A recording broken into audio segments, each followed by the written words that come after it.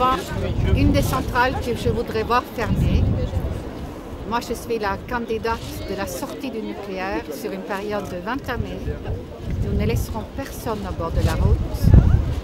La filière nucléaire existera avec son excellence pour assurer la sécurité des centrales, pour assurer leur démantèlement et pour assurer pour les générations à venir le stockage des déchets.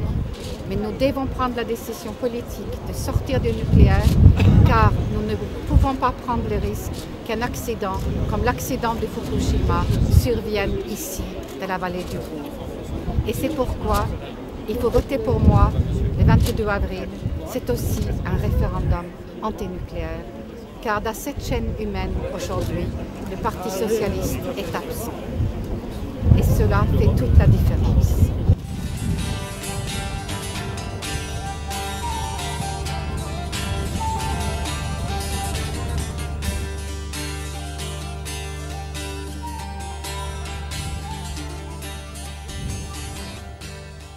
Il faut véritablement, démontrer que le nucléaire n'est pas une fatalité, qu'il y a des énergies renouvelables possibles, que si on sort de l'hyperconsommation